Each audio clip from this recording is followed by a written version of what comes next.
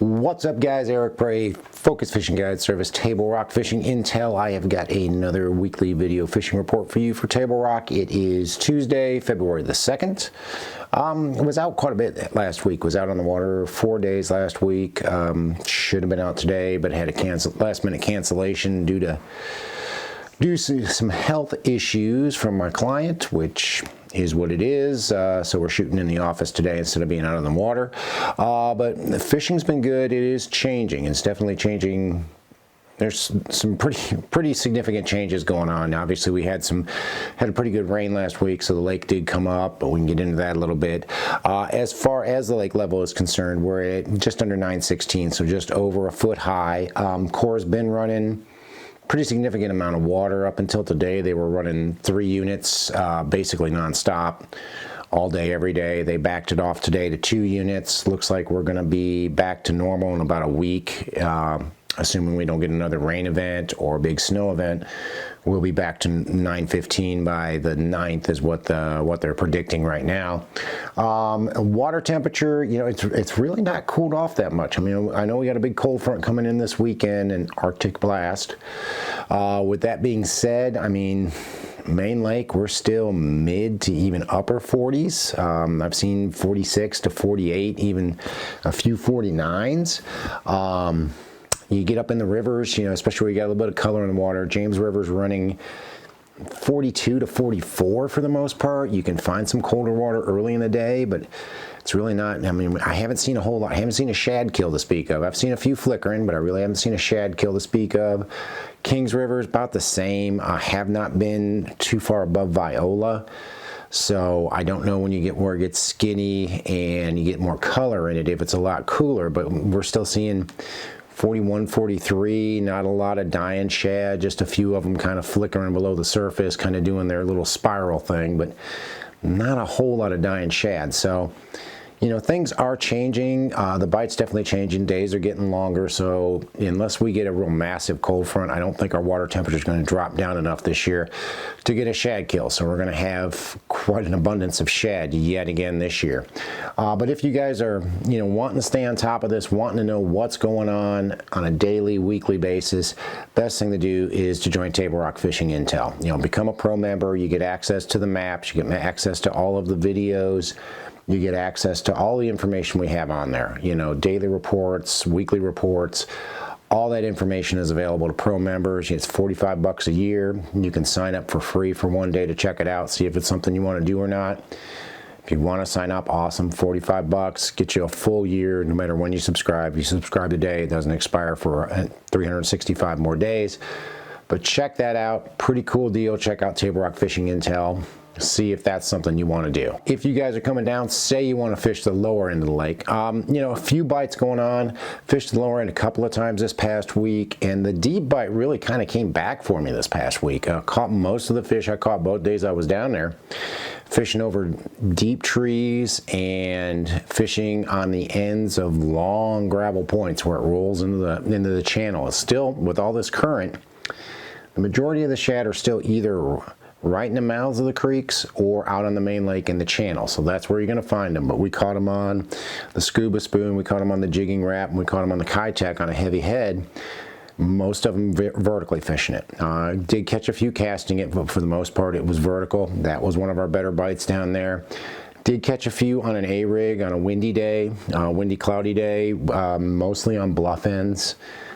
Steeper stuff, main lake stuff. I'm still, you know, I'm catching a few back in the creeks, but for the most part, everything I'm catching is main lake or maybe that first quarter of the creek. I'm not really getting bit once I get back in there very far, especially down by the dam. And a few on a jerkbait as well, on the Spromic stick and the Megabass Vision 110.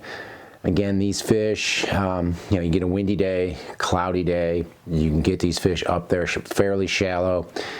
Again, most of them main lake stuff, steep banks, rocky banks, isolated trees, bluff ends, that sort of thing.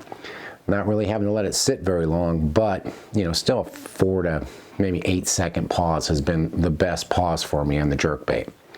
Go up in the mid-lake area, same bites are working in the mid-lake that are working down at the dam. Deep bites really still pretty strong. And again, most of these fish have been main lake fish. They've not been back in the creeks like we normally find them this time of year. You know, if they shut this water off, the shad start to move back into the creeks, yeah, you'll probably find some back in the creeks. But right now, for the most part, these fish have been out on the main lake, either on the ends of these long gravel points where it drops into the channel, or on some of the steeper banks, some of the steeper bluff end type banks that have got some timber on it. Timber has been a little bit better than out on those long gravel flats, but you know, if you've got fish in the trees, you seem to be able to catch them. They seem to be grouped up a little bit better, not quite as scattered as they are out on those points. Again, scuba spoon, jigging wrap, Kitech 2.8 on a heavy head has been my 3 best baits doing that. A-rig does seem to be working a little bit better in the mid-lake than it does down by the dam.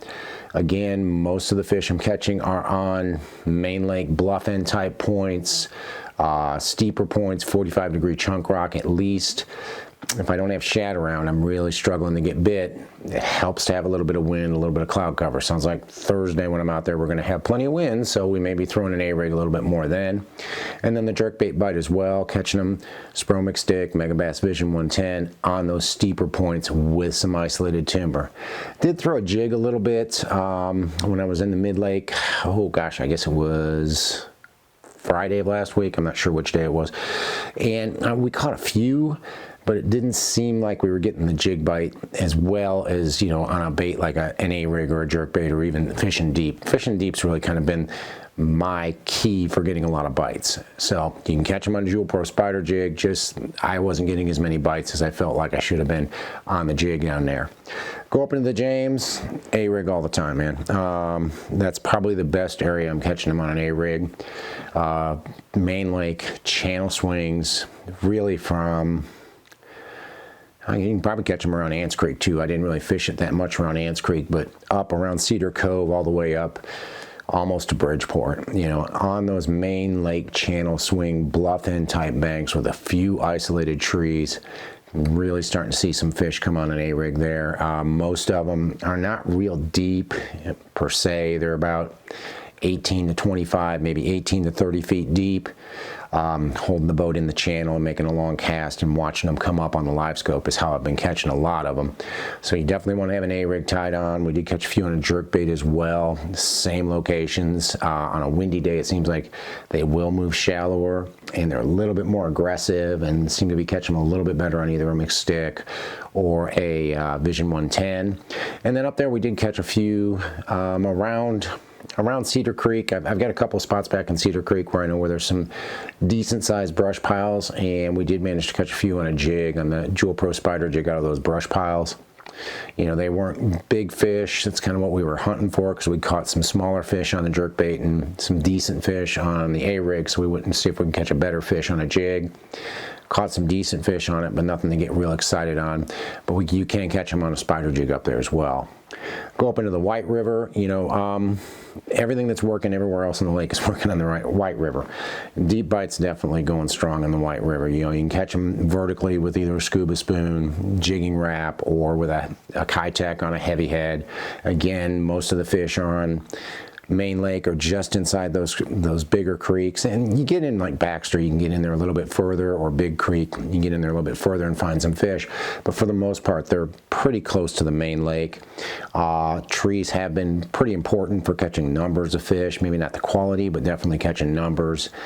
Overall depth, you know, it seems like there's a lot of fish 30 to 60 feet deep in those trees, but the better fish are a little bit shallower. If you see one or two, you know, fish up over those trees and maybe 28 to about 40, those fish seem to be the better fish. So if you're maybe fishing a tournament or you want to key on trying to catch some better fish vertically, look in those depths. You start to see those singles out there. They're a little bit harder to catch because they're by themselves, but they tend to be better fish. A-rig bite's been strong up there. It's same locations, bluff ends, isolated timber, that sort of thing. We catch them on an A-rig, catch them on a jerkbait if the wind's blowing, Spromic stick, Vision 110, you know, same sort of deal. Isolated timber, a little bit of wind, a little bit of cloud cover. We'll get those fish pulled up, and that bite tends to be better in the afternoon. I'm not exactly sure why, but we did better in the afternoon with it than we did in the morning the other day when I went out and we threw a stick bait or jerk bait quite a bit. And then the jig bite's okay. I think it's really going to start to turn on once these fish really get to moving. I think they're really keyed in on shad right now. I have caught a few that have coughed up crawdads, but for the most part, I think they're really keyed in on the shad right now. So the jig bite is there. You can catch them on a jig. You can catch them on a heavier jig. Most of them are going to be on those rocky banks. You're not going to find them on gravel flats or stuff like that. But I think as the water starts to warm up, the days get a little bit longer, and they start to make that move, we'll start to see these fish on a jig a little bit more. Guys, we are into February, which means spring is right around the corner, which is outstanding. Hopefully we'll get to more of a stable weather pattern when we have more than 1 or 2 good days a week to go fish. But fishing's been good. I mean, it's not been great, but it's been pretty good fishing lately. And I think it's only going to get better. This cold front might fire off a little bit of a shad kill, might not, but still, I think the fishing's going to be good. Best way to stay on top of it, of course, join Table Rock Fishing Intel, become a pro member, get the reports, get the information, know what's going to happen, and at least have an idea of what you're going to do before you get to the lake. It'll save you a lot of time and a lot of energy just by joining Table Rock Fishing Intel, and it's updated as often as we can update it. But if you're coming down, want to hire a guide, give me a call. It's Focus Fishing Guide Service. You can reach me at 417-860-4743 or hit my website, focusfishing.com, and either book online or shoot me an email. Either way, I get back to you as soon as I can. Guys, thanks for watching the video. Take a minute, check out Table Rock Fishing Intel if you haven't done that. Thanks for watching. Can't wait to hear from you. We'll see you on the water.